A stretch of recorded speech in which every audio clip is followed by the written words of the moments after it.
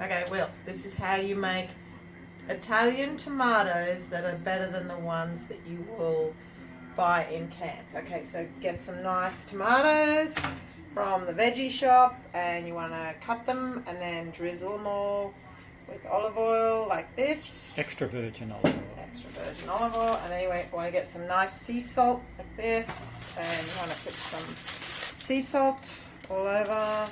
Fair bit, doesn't matter, you can kind of go pretty berserk on that. And then some nice cracked pepper. Okay. Alright, so there's kind of a two-stage cooking here. So the first stage is you're going to put these in the oven on a really low temperature, like about 150 degrees, for probably about an hour. You're going to kind of collapse them down a bit. So that's the first step. And then we'll come back shortly. Okay. Alright. Good? Good. Okay, so these tomatoes now have been cooking in a very low oven for about an hour. And what we're going to do, so that you can see they've kind of semi-collapsed. So now what we're going to do is we've cut some red onions, very fine.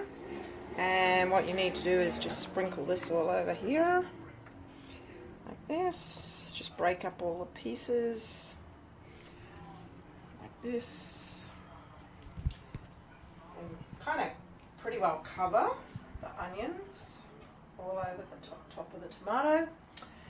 And we also have here some garlic, which I've chopped about 3 or 4 cloves. Sprinkle that over. Okay, and then I also have some herbs.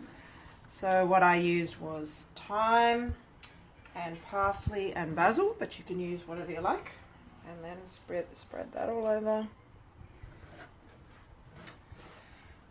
Okay, and then what we're going to do is put another big spread of olive oil over, because you can never have too much olive oil.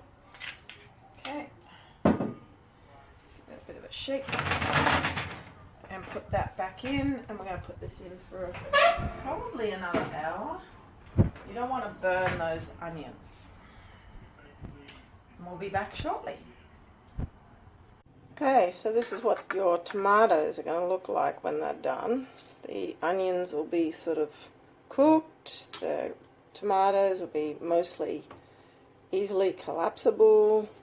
Got some crispy herbs on top. And the next step is you can put some aside and eat them just like this, or you can blend them up into sauce. So I'll show you that next. Hi Will, so what we're going to do now is we're going to keep some of these tomatoes because they're just great for tomatoes. So you can just scoop some of these out and just keep them as is. They'll be amazing. And then I'm going to do the rest of them into a sauce. So I'm going to put them all into this pot. You can pause it while I'm doing this. Okay, so it's all in the pot, including the juices. And now what we're going to do is add some mustard seeds. So just enough. And some balsamic vinegar. Just a good splash of that. And then we're going to heat this up until it all kind of heats up and then mushes down, and then we're going to put it through the blender. How long should that take?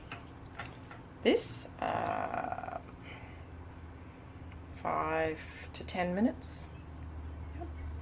That was actually probably 10 to 15 minutes, not 5 to 10. But what you'll see here is the consistency. It's kind of down to sauce level. Now you could just leave it like this if you wanted your tomatoes chunky, but if you wanted something like a pizza sauce, you can actually blend this. So what I'm going to do is I'm going to blend half of it and leave half of it like this. But this is fantastic for putting on pasta.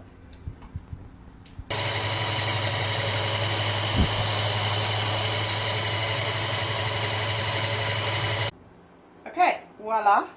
You have tomatoes done 3 different ways here. We've got roasted tomatoes, which are really good smashed on bread or in a salad or however you like. We've got thick pasta sauce here, That is really fantastic for pasta. And then this one here is blended and really great to put on pizza. All from the same tray. And one tray of 2 kilos of tomatoes will give you actually enough tomato sauce to probably last for 3 weeks.